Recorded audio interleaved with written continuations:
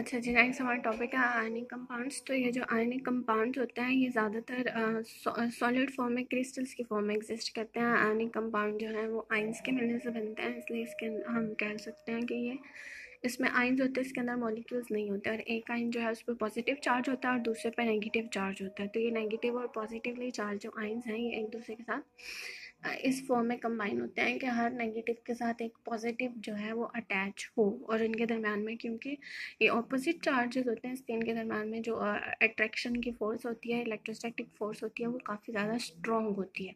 तो ये जो डायग्राम है, ये डायग्राम में उन्होंने NaCl का स्ट्रक्चर दिखाया हुआ कि किस तरह से जो है वो Na और Cl के मॉलिक्यूल अरेंज होते हैं। जो येलो कलर के आपको नज़र आ रहे हैं वो Na के मॉलिक्यूल्स हैं और जो Cl है वो ग्रीन कलर में है। तो इसकी मैं रीडिंग कर देती हूँ। Ionic compounds are made up of positively and negatively charged ions, so they consist of ions and not the molecules. मतलब इसमें आइंस होते हैं, मॉलिक्यूल्स नहीं होते। These positively and negatively charge ions are held together in a solid और crystal form with strong electrostatic forces. जो इनकी attraction की फोर्सेस होती हैं वो काफ़ी स्ट्रॉन्ग होती हैं, क्योंकि इनके जो चार्जेस हैं वो एक दूसरे के ऑपोजिट होते हैं। अब यही अरेंजमेंट उन्होंने कहा Na और Cl की डायग्राम में शो की गई। आगे इसकी कुछ प्रॉपर्टीज़ हैं, मतलब कि कुछ स्पेसिफिक प्रॉपर्टीज़ जो सिर्फ आयनिक कंपाउंड में ही एग्जिस्ट करती हैं।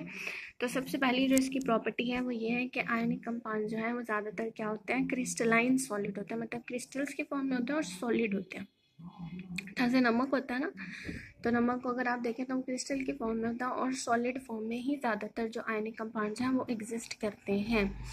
आयनिक कंपाउंड जो है वो सॉलिड स्टेट में उसमें से इलेक्ट्रिसिटी पास नहीं हो सकती, लेकिन अगर आप इसको मेल्ट कर लें या इसका सोल्यूशन बना लें तो फिर इसमें से जो इलेक्ट्रिसिटी है वो गुजर सकती है। मतलब अब हम सोडियम क्लोराइड की ही एग्जांपल लेते हैं। सोडियम क्लोराइड ये जो कॉमन सॉल्ट होता है, जो नमक है, अगर आप वैसे नमक रखेंगे सॉलिड फॉर्म में तो उसमें से जो करंट है वो नहीं गुजरेगा, लेकिन अगर आप उसका सोल्यूशन या फिर उसको मेल्ट कर लेंगे तो फिर उसमें से जो है वो इलेक्ट्रिसिटी पास होना स्टार्ट हो जाएगी।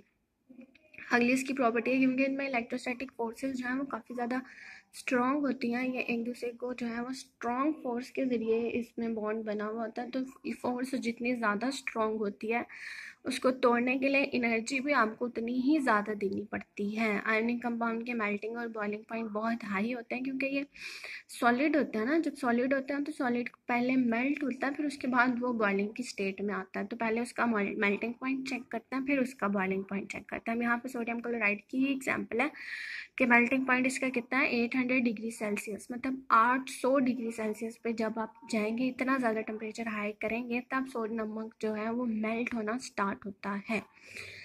और इसका जो बॉइलिंग पॉइंट है वो है 1413 डिग्री सेल्सियस। और जो, क्योंकि ये भी पोलर होता है, मतलब डिफरेंट एलिमेंट्स ज्वाइन होते हैं ना। जैसे अगर सोडियम क्लोराइड देखें तो उसमें सोडियम और क्लोरीन दो डिफरेंट एटम्स ज्वाइन हुए हैं, तो ये भी पोलर है। तो ये जो पोलर होता है वो पोलर सॉल्वेंट्स के अंदर इजीली डिसॉल्व हो सकते हैं। जैसे वाटर के अंदर जो है ये इजीली डिसॉल्व हो सकते हैं।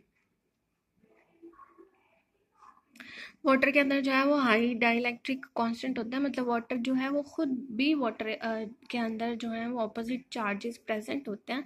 तो इसलिए ये जो है वो आइंस के अट्रैक्शन को वीक कर देता है और वो चीज़ें इजीली पानी के अंदर डिसॉल्व हो जाती हैं।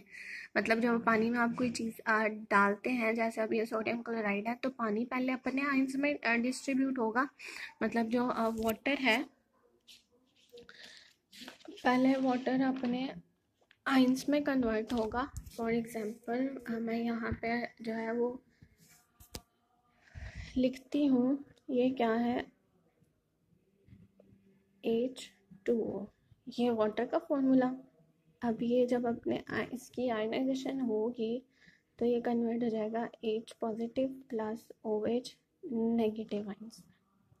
ठीक है, फिर हम इसके अंदर कोई चीज़ डिज़ोल्व करते हैं। फॉर एग्जांपल हम NaCl ही इसके अंदर डिज़ोल्व करते हैं, तो NaCl पहले क्या होगा, NaCl की ब्रेक डाउन होगी, Na पे पॉजिटिव चार्ज और Cl पे नेगेटिव चार्ज।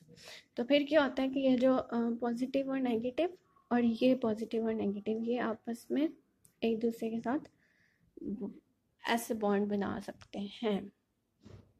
ये डाइलेक्ट्रिक कांस्टेंट मतलब वाटर के अंदर खुद जो है वो डाइलेक्ट्रिक कांस्टेंट प्रेजेंट होता है तो वाटर उनको इजीली, ये जो आयंस हैं इनकी ये जो फोर्स ऑफ अट्रैक्शन है इसको इजीली ब्रेक डाउन करने में हेल्प करता है, इसलिए जो पोलर मॉलिक्यूल्स होते हैं वो वाटर में इजीली डिसॉल्व हो जाते हैं।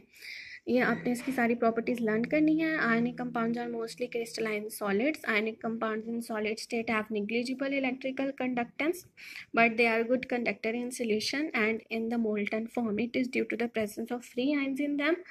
Ionic compounds have high melting and boiling points. For example, sodium chloride has melting point 800 and boiling point 1413 degrees Celsius. As ionic compounds are made up of positive and negative ions, there exist strong electrostatic forces of attraction between oppositely charged ions, so a great amount of energy is required to break these forces. जितनी ज़्यादा force strong होगी उसको तोड़ने के लिए आपको जो force चाहिए वो भी उतनी ही ज़्यादा स्ट्रॉन्ग होनी चाहिए। They dissolve easily in polar solvents like water. Solubility का ये रूल होता है, मतलब कि एक जैसे जो पोलर डिजोल्व्स पोलर, पोलर जो है वो अपने अंदर पोलर मॉलिक्यूल्स को ही डिजोल्व करता है। तो जो ये आयनिक कंपाउंड्स होते हैं वो भी पोलर होते हैं, इसलिए वो इजीली पोलर मॉलिक्यूल्स के अंदर डिजोल्व हो जाते हैं। Water has dielectric constant that weaken the attraction between them. Water के अंदर खुद जो है वो डाइलेक्ट्रिक कांस्टेंट प्रेजेंट होता है। वो डाइलेक्ट्रिक कांस्टेंट क्या करता है कि जो आयंस की फोर्स ऑफ अट्रैक्शन है उसको वीक कर देता है। आपने जो है ये जो इसका इंट्रोडक्शन का पैराग्राफ, ये इसके इंट्रोडक्शन का पैराग्राफ था, इसको आपने रीड कर लेना और ये जो इसकी प्रॉपर्टीज़ हैं इसको आपने अच्छे तरीके से याद करना है। ये क्वेश्चन आ जाता है कि right the properties of ionic compound.